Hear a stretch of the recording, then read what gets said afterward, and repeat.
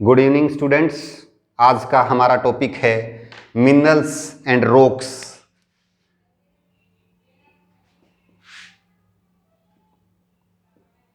Minerals and rocks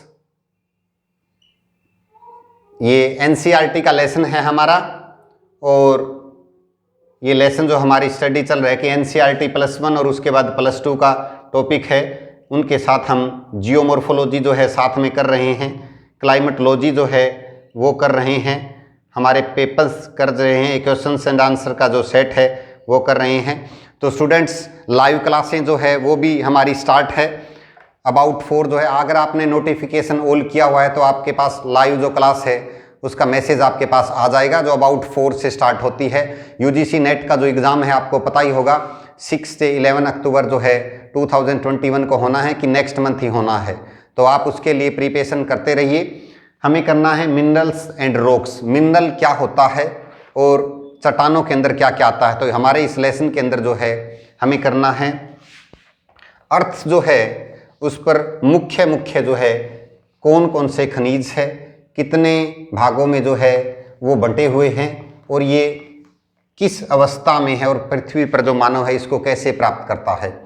तो संपूर्ण जो है प्रॉपर्टी जो है हमारी क्रस्ट जो है उसका 98% भाग जो है 98% वो 8 मुख्य से बना है। मेन है जो उसमें 8। उसके बाद जो है इन 8 के हमें परसेंटेज पता होना चाहिए। सबसे पहले है ऑक्सीजन, 46.6% है ये ऑक्सीजन जो है फर्स्ट पोजीशन पे आता है। सेकंड जो है सिलिकॉन है, सिलिकॉन 27.72 सिलिकॉन सेकंड पोजीशन है। उसके बाद जो थर्ड पर है एल्यूमिनियम है 8.13, एल्यूमिनियम 8.13। फोर्थ पोजीशन पर है आयरन 5%। इनमें भी जो है हमारे 8 में से जो टोटल है वो 4 जो है सबसे ज़्यादा है। ये मेन अगर हम ये देखते हैं तो यहाँ पर जो है बहुत ज़्यादा जो है परसेंटेज टॉप 4 की है, और इसके बारे में पूछा भी जाता है कि असेंडिंग रूप में जो है ये बताया जाता है कि सबसे ज़्यादा कौन से 4 तत्व है। तो हमें ये ध्यान देना है ऑक्सीजन, सिलिकॉन, एल्यूमिनियम और आयरन, ये जो है 4 है। उसके बाद नेक्स्ट जो है 5th to 8th, 5th position पर है कैल्शियम 3.63% के साथ है ये भी। 5th पोजीशन पर जो है सोडियम है 2.83% है जो सोडियम है। 7th पोजीशन पर जो है हमारा सोडियम के बाद पोटेशियम 2.59। उसके बाद है मैग्नीशियम 2.09% जो है मैग्नीशियम है। और इसके बाद जो अदर्स जो है 1.41 जो है वो अदर्स है, यानी कि टोटल जो है 100% हमारा आ गया। 100 के अंदर यही ध्यान देना है कि अगर फर्स्ट 4 पूछे जाते हैं तो ऑक्सीजन, सिलिकॉन, एल्यूमिनियम और आयरन है। उसके बाद जो है कैल्शियम, सोडियम, पोटेशियम और मैग्नीशियम है। 1.41 जो है वो अदर्स में है। तो इसके बाद जो हमें ये बताना है कि ये जो एलिमेंट्स है अलग अलग जो है ये नहीं मिलते, बल्कि एक दूसरे के साथ ही मिलकर बहुत से पदार्थों का निर्माण करते हैं। इन्हीं को खनिज कहा जाता है। यही हमारा टॉपिक है मिनरल्स एंड रॉक्स जो है। खनिज जो है एक ऐसा नेचुरल अकार्बनिक पदार्थ होता है, तत्व होता है, जिसमें एक सिस्टेमेटिक जो है परमाणविक जो है स्ट्रक्चर होती है, फिक्स्ड जो है केमिकल जो है कंपोजिशन होता है, और इसके जो फिजिकल है वो गुण धर्म यानी प्रॉपर्टीज जो है इसकी होती है। भू प्रॉपर्टी पर हम बात करें तो कम से कम जो है 2000 खनिज है।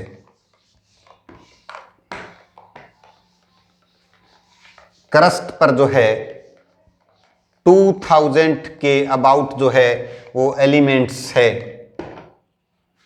2000 हमारी क्रस्ट पर जो है एलिमेंट्स हैं, उसमें भी जो है हमें पता है कि सभी पदार्थ जो उसमें 6 जो है प्रमुख समूह मिलते हैं। मिनरल के जो ग्रुप है, मिनरल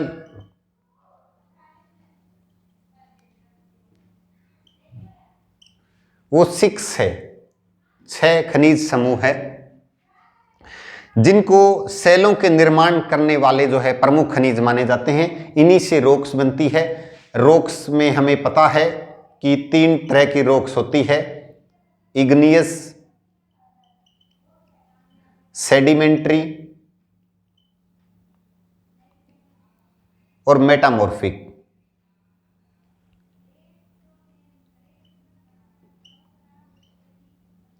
तीन प्रकार की जो चट्टानें हैं, इनके बारे में बताया गया है कि जो इग्नियस रॉक है ये प्राइमरी रॉक है, और इसी से जो है सेडिमेंट्री और मेटामॉर्फिक रॉक है जो वो सेडिमेंट्री के बाद भी चेंज हो जाता है। इनके अंदर एक साइकिल भी बताया गया है कि जो रॉक्स है वो कैसे बनती है। तो एक साइकिल होता है, इनका चलता रहता है। इस साइकिल के साथ क्या है, इग्नियस से ही जो है आगे जो सेडिमेंट्री मेटामॉर्फिक के बाद ऐसे प्रोसेस जो है होता इसको बोला जाता है रॉक साइकिल। इसके अंदर रॉक्स का बताया गया है कि कैसे चक्रण चलता रहता है। अगर हम पदार्थों की बात करते हैं तो फेल्सपार, क्वार्ट्ज, पाइरॉक्सिन, एम्फीबोल, अब्रक और आल्विन जो है वो 6 मेन है, वो यही है। उसके बाद जो है आंतरिक भाग में जो है मैग्मा जो है वो सबसे ज्यादा खनिजों का मूल स्रोत है। मैग्मा,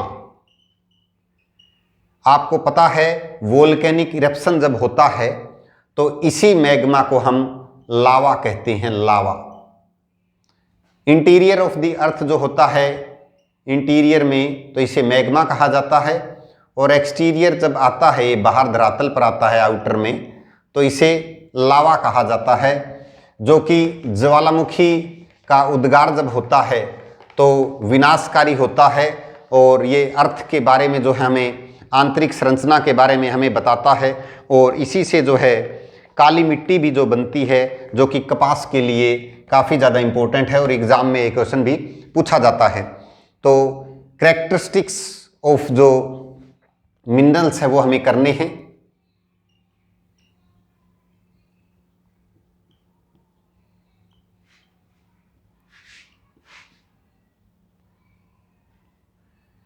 इन खनिजों की क्या क्या विशेषताएं हैं।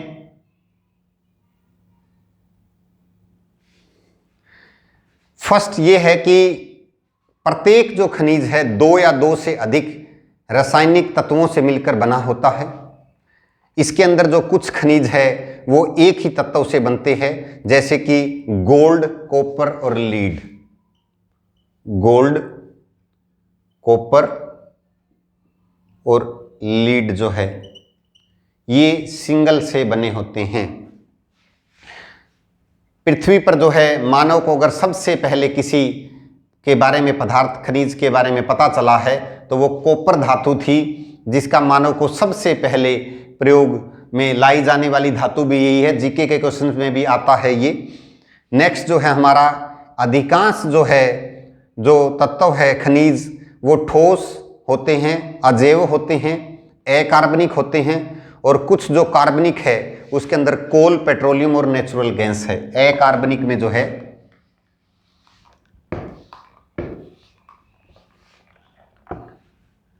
कोल, पेट्रोलियम, नेचुरल गैस।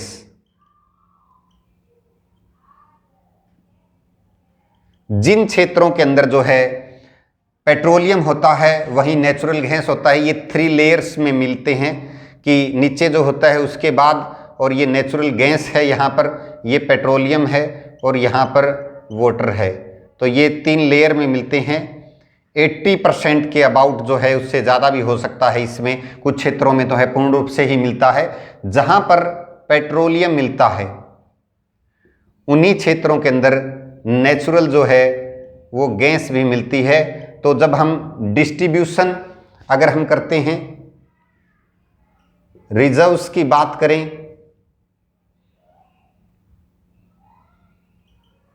अगर हम प्रोडक्शन की बात करें, तो हमें ध्यान देना है कि इसके बारे में जो क्षेत्र है वही क्षेत्र जो है पेट्रोलियम और नेचुरल गैस के काफ़ी ज़्यादा जो है सिमिलर होंगे।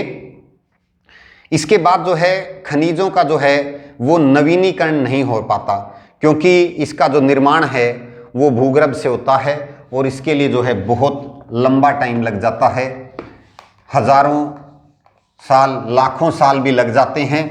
और कोल और जो पेट्रोलियम है वो तो आने वाले समय के अंदर जो है बहुत जल्दी जो है समाप्त होने वाले हैं। तो निकट जो भविष्य है, जो अपकमिंग समय है, उसके अंदर ये दोनों जो है फ्यूचर के अंदर हमें जल्द ही समाप्त हो जाएंगे। इसलिए जो है आजकल जो है सोलर एनर्जी जो है, विंड एनर्जी जो है, जियोथर्मल एनर्जी और दूसरी एनर्जी का भी जो है मानव उपयोग कर रहा है, क्योंकि निकट भविष्य में जो है ऐसे हमारे रिसोर्सेज जो है, क्योंकि हमें क्वेश्चन में था कि 59% जो है इंडिया के अंदर जो है अब भी जो हम यूज करते हैं इंडस्ट्रीज में, 59% जो यूज है वो कोल का है। तो इतनी बड़ी मात्रा में जब हम किसी चीज़ पर डिपेंड हैं और इसका जो है हमारे पास रिजर्व्स नहीं है और विश्व के अंदर भी जो है ये बहुत कम मात्रा में अगर होगा, और जिस प्रयोग से हम कर रहे हैं पेट्रोलियम भी जो है कुछ ही जो है खाड़ी देशों में मिलता है हमें, और गिने चुने स्थान है इसके भी, और उसको भी जो बहुत ज़्यादा मात्रा में औद्योगिक उन्नति का आधार है ये, और इसके लिए सब्स्टिट्यूट्स जो है वो ढूंढ रहे हैं। खनिजों का जो नवीनीकरण है वो होने में जबकि इंसान को है, जीन ब्रुन्स ने एक बात भी कही थी, जीन ब्रुन्स की जो माइनिंग है वो रोबर इंडस्ट्री है।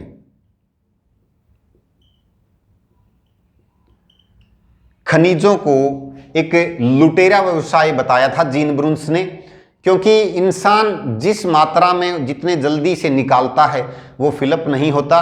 और इसका तो हमें पता भी है कि सोयल जो है वो इरोजन में भी जो बहुत बड़ा हाथ है, भूमि के ऊपर जो है डिग्रेडेशन और दूसरे कारण में जब इंसान है जैसे कि कोई माइन है उसमें से नहीं निकालता तो वो फिलअप हो जाता है, खड्डा जो है वो भरा नहीं जाता, तो वो स्थान भी जो है छोटे मोटे क्षेत्रों के अंदर नुकसानदायक साबित हो जाता है, पानी जो है वहाँ भर जाता है, और भी दूसरे जो कारण है जो कि स्वास्थ्य की दृष्टि से भी सही नहीं है वो इन क्षेत्रों में हो जाते हैं। पृथ्वी पर जो है ये असमान रूप से है, क्योंकि दो प्रकार के हम मानते हैं कि एक जिनकी कीमत बहुत ज़्यादा है और एक जिनकी जो कीमत है वो इतनी ज़्यादा नहीं है। तो जैसे कि हमें मॉनसून के बारे में पता है कि अनइक्वल है, अनइक्वल डिस्ट्रीब्यूशन है, कहीं पर तो बहुत ज़्यादा है किसी स्थान पर और कहीं पर जो है ही नहीं।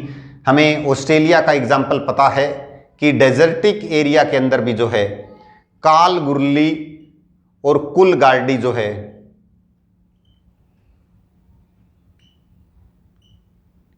स्थान पे गोल्ड मिलता है, तो डेजर्ट में भी जो है वाटर की जो अच्छी फैसिलिटी नहीं है तो भी यहीं पहुंचा दिया जाता है। और अगर हम बात करते हैं ऑयल कंट्रीज़ की, उनके अंदर भी जो है सबसे मेन जो है वो वहाँ पेट्रोलियम ही मिलता है, इसके अलावा बहुत सी चीज़ें जो है इनके अंदर नहीं होता। इस कारण से जो है अनइक्वल डिस्ट्रीब्यूशन जो है डिस्ट्रीब्यूशन के कारण क्या होता है, दूसरे क्षेत्रों को यहाँ से लेना पड़ता है, पाइपलाइंस जो है वो इनके लिए हमें बनानी पड़ती है, जिसके ऊपर मरम्मत करवानी भी पड़ती है और इसके अंदर चेंज भी करवाना पड़ता है, इसके ऊपर भी काफ़ी ज़्यादा जो है खर्चा आता है, छोटे मोटे जो रिसाव है उसका पता भी नहीं लग पाता है, काफ़ी ज़्यादा मुश्किल होता है। और इसकी जो क्वालिटी और मात्रा है उसके अंदर एक नेगेटिव कोरिलेशन है।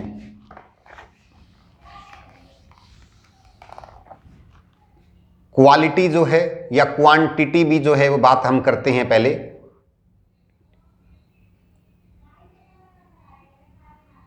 क्वांटिटी अगर जो है कहीं पर ज़्यादा है तो उसका रिलेशन जो है वहाँ पर हम देखते हैं कि वो चीज़ जो है अगर मात्रा उसकी ज़्यादा है तो वो जो क्षेत्र है, एरिया जो है या डिस्ट्रीब्यूशन जो है उसका वो बहुत ज़्यादा क्षेत्र पर प्रभावित होता है। इसी तरह से अगर यहाँ पर ये कम होगा तो ये क्षेत्र ज़्यादा होगा। इसको हम कैसे क्लियर करते हैं कि किसी भी क्षेत्र के अंदर जो है अगर मूल्यवान धातु है, मूल्यवान जो है काफ़ी ज़्यादा जो महंगे है, कॉस्टली जो है वो कम क्षेत्र पर मिलेगी, उसका जो रीजन है वो लिमिटेड होगा। जैसे कि हम गोल्ड, डायमंड की बात करते हैं, ये लिमिटेड क्षेत्र में है। और जो इतनी ज़्यादा जो है कॉस्टली नहीं होती है वो विस्तृत क्षेत्रों में बड़ी बड़ी खानों के रूप में, यानी कि जिनका जो है मूल्य इनकी रीजन में नहीं होते लेकिन फिर भी जो है वो बहुत ज़्यादा मूल्यवान है, इंसान के लिए जो है बहुत ज़रूरी है। ये इंसान के विकास के अंदर जो है इन धातुओं का, खनिजों का, तत्वों का जो है बहुत बड़ा जो है कंट्रीब्यूशन है, मेजर रोल प्ले करते हैं। डे टू डे लाइफ में बहुत सी चीज़ें जो है इसके कारण ही पॉसिबल हो पाती है। धात्विक जो खनिज है उसके अंदर है लोह, अलोह, बहुमूल्य खनिज, जो हम 3 कैटेगरी में कर सकते हैं। अधात्विक जो खनिज है उसमें जो है सीमेंट, नमक, चूना पत्थर, कोयला और गंधक आता है।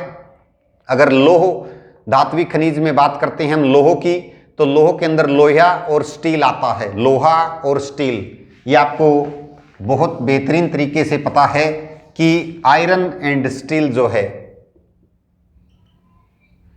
स्टील इंडस्ट्री को जो है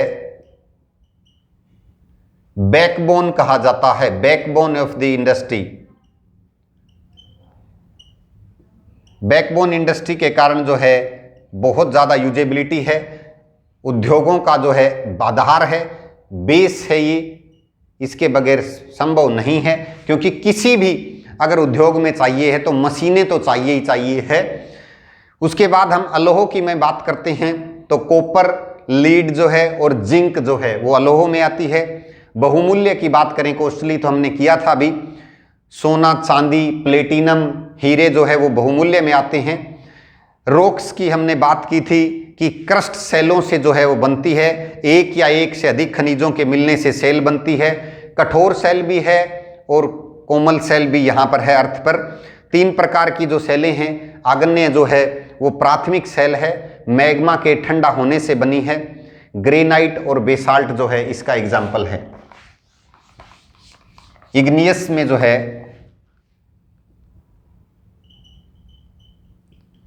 ग्रेनाइट, बेसाल्ट, सेडिमेंट्री, मेटामॉर्फिक।